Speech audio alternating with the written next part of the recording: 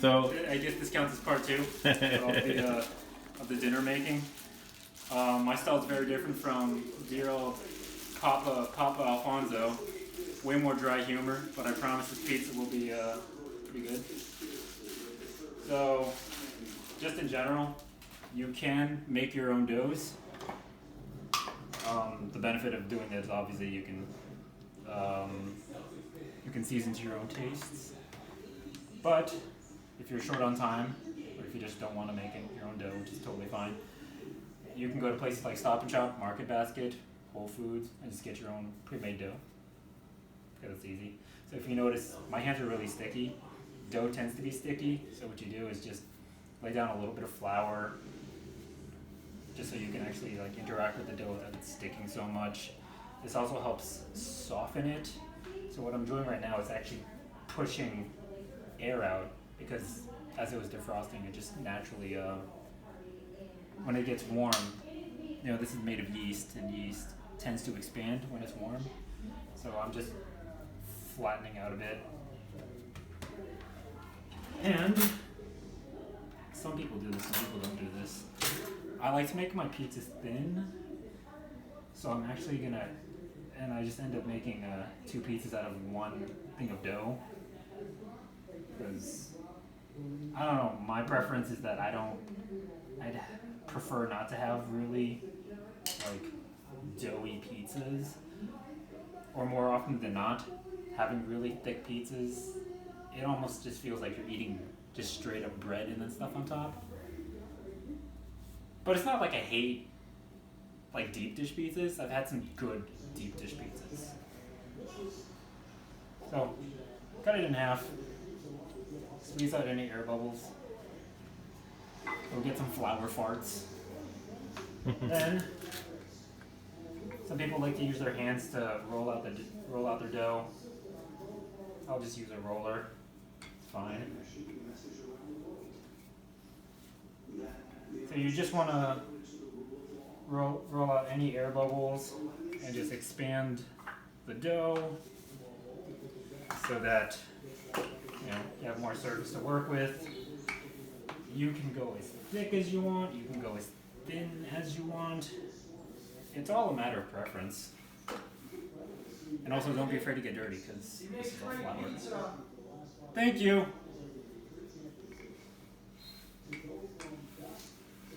He says I make really good pizza, but I think it's all subjective. I'm okay when it comes to pizza. how many years or how long have you been making pizza? I think less than a year. Oh, okay. So. How did you learn? It's not like an everyday thing. Mm-hmm. I got started by making pizza. It's a really good question. The first time I actually made a pizza was at a friend's house. Because she was like, oh, sometimes we make pizzas. And I was like, oh, okay, that's cool. What do you do? And she had like the pre-made dough.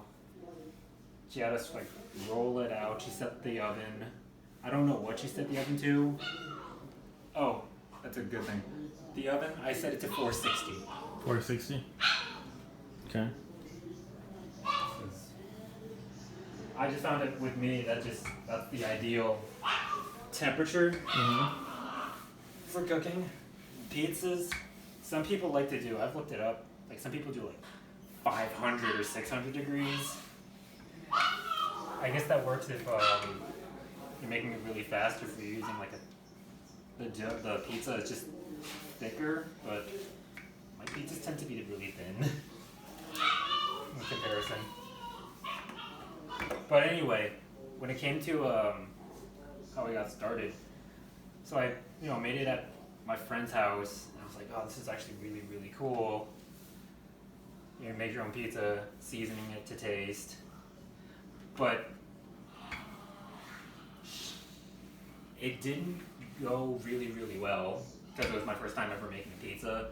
And I was like, oh, I could make it better if I actually put in work.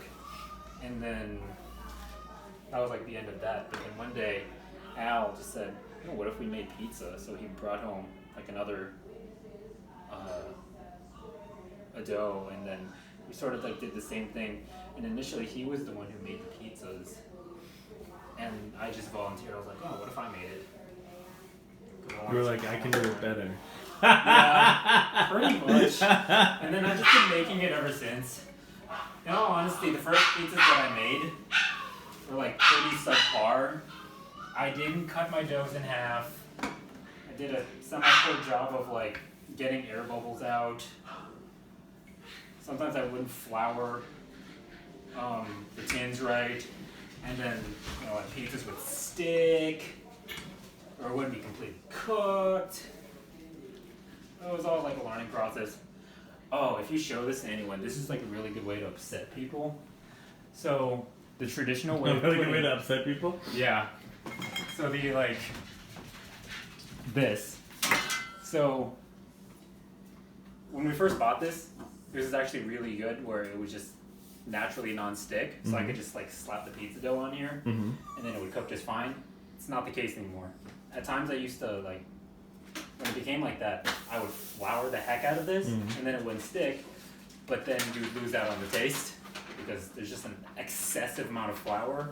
So what I would do, which is literally putting butter spray on the bottom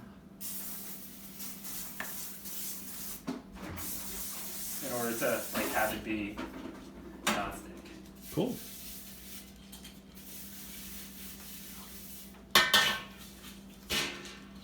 So I'm not too much of a traditionalist in that sense. So once you have your basic pizza shape, lay it on there. Pizzas don't have to be perfect. If anything, oh, they lose that on character if they're like too perfect. So once you got it on there, sauce. You can make your own sauce. You can use leftover spaghetti sauce. I've done that in the past. Or you can get your own jar sauce. You can just use regular tomato sauce.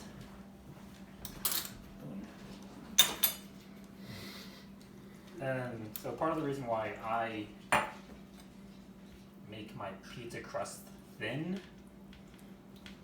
is that sometimes you ever bit into a pizza and everything is just like separate. So you have your cheese, you have your sauce, and then you have the dough itself.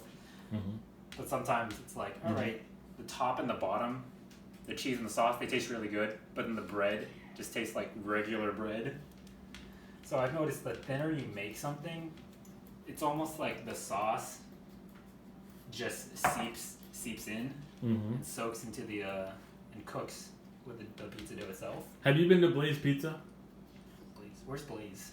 Okay, so it's a franchise, and the only reason I thought of that is because like they make it right in front of you, and so I was just wondering like what your feedback is of that particular process as I'm watching you do this, and it reminded me of that. But sorry, continue.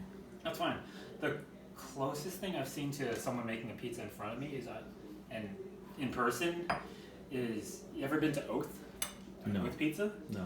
There's one in Davis Square. Okay. I know there's a few in Boston. It's also like a franchise type of thing. They make like sort of artisanal type pizzas, and they do make it in front of you. Though they're a lot faster than me just because they have like all the ingredients out. Their dough is like already like rolled out. So yeah. There's a Blaze Pizza in Boston. I know that. Okay. LeBron James, I think, is like a part owner or something like that. Okay. But in any event, yeah. So you're saying the quality of the bread is really important, right? Yes, because that's where that's your foundation. That's where everything lays on. Yes. So if it's like really dry or undercooked, it doesn't matter about the sauce because that's what it's built on. Oh wait, Blaze Pizza. I think I've been to one. Okay. Like isn't the aesthetics of it like really bright, Yes. orangey? Orange. Yep. Exactly right. Yeah, I've been there. Yeah. Oh, by the way, And it's a really quick process. Like they do it right in front of you. yeah, it looks really fun. Yeah, it's fun, and it tastes fresh, all fresh this is ingredients. fun. And stuff. Yeah. It's fun to me. So if you want, what I do is like, then I'll just season the pizza sauce, even though it's already seasoned already. I like adding a little bit more onion powder, a little bit of basil for sweetness,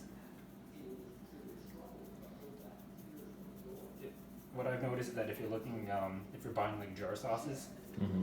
sometimes a good indicator of whether or not it'll be like a sweet sauce or a very sour type of sauce Right. is just look at the amount of sugar, because Mm. typically people add sugar into tomato sauces to cut down on the acid. So Balance the acidity off a little bit. So I added a little bit of cilantro, a little bit of basil, and a little bit of onion powder, just light dustings of it. And then this is just store-bought, like shredded cheese. This one is a 6 cheese Italian blend, though most pizzas are purely either mozzarella. Sometimes they'll add a little bit of provolone, sometimes Asiago. I like to mess around with the ratios. I Mhm. like almost the more like a sharper type of I guess cheese. So what I do sometimes is, so I'm going to use a good amount of that bag. But first, before I even do that, I'm going to make it a little more smoked cheddar heavy.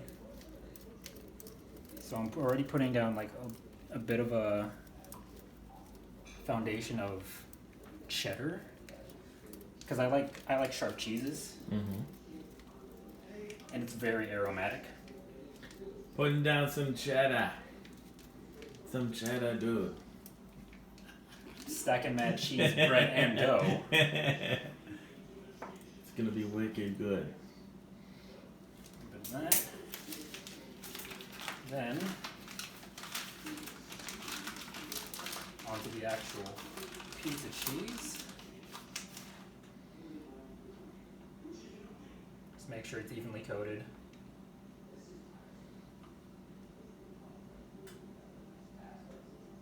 Oh yeah, a lot of people like oregano on their pizza. Sure. I just tend to add it either afterwards or leave it up to the person, because some people. What's the like highly contested vegetable that people sometimes like? Is it parsley or is it cilantro? Because some people say like, oh, it tastes like soap. I didn't know that. Yeah, I can't remember which vegetable that sometimes people are like, oh, it tastes like soap and I don't like it. But yeah, that's one. As Johnny Carson would say, I did not know that. Yeah, there's a lot of weird things about cooking that you end up finding out.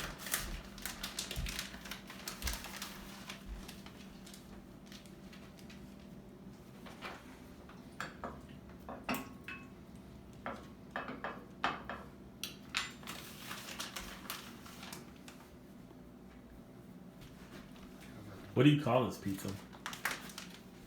You have a name for it? I mean, it's not like a signature type of pizza. It's The Anthony it's Special? actually, there is. So one thing that I used to do, I'm just adding mushrooms. One thing I used to do is that sometimes we'd have leftovers from like the day before, from like a prior dinner or Mhm. something, and then I know I'd be making pizza, and I just tell you what, save the leftovers. I'm going to use it. So sometimes some people would be like, oh my god, Anthony, you're crazy. Why would you do this? But what I've done in the past is like, if you have like a really good seasoned burger, Mhm. sometimes I'd break up the burger and just put it on top of the pizza. Any like Gouda that I had left over that we sliced for our cheeseburger, then I'd like add that in there. So it was almost like a cheeseburger pizza. Ooh, that sounds good. I've also done that with taco meat, because taco meat's really flavorful.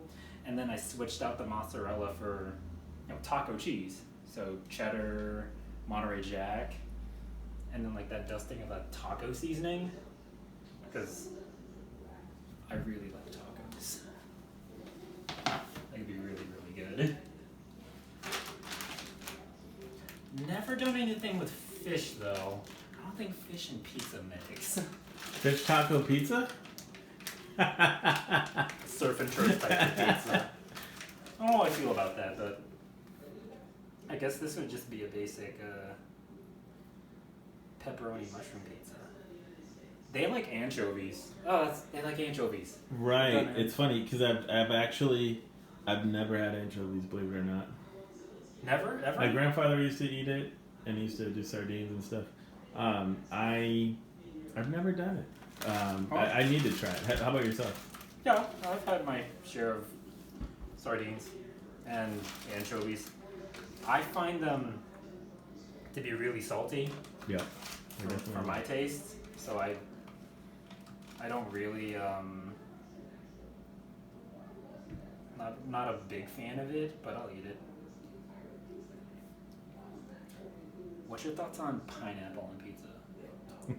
And now, speaking of controversy, I know that there's only two kinds of people in this world. Right, that's a matter of great controversy. I don't have a strong opinion about it, to be honest with you. I'm not one to. It's not one of my favorite toppings, but if it's on there, it's not like blasphemous by any stretch of the imagination. I mean, hey, if you like it. Yeah, some people get crazy about that. It's an abomination. Something should not be on a pizza. There you go. Perfect. And into the oven for however long it needs. How long are you gonna put? Everyone's ovens are different. Right. I do. I'm lucky number 13. And do you like it? You know, how do you do you like it more on the burnt side? Do you like it more like, fluffy or? I typically want, or what I like, my criteria for the pizza's ready, is I would obviously wait, and then I'd get like a spatula and go underneath, look at the bottom part of the crust, and if it's like a golden brown, even if it's a little blackened, you can live with it, but ideally golden brown is where it's at. Cool. Because if it's too soft, because it's also thin, if you like pick it up, you don't want it to just flop. Mm-hmm. So you want it to be cooked enough to where it can like maintain some sort of structure. Gotcha. So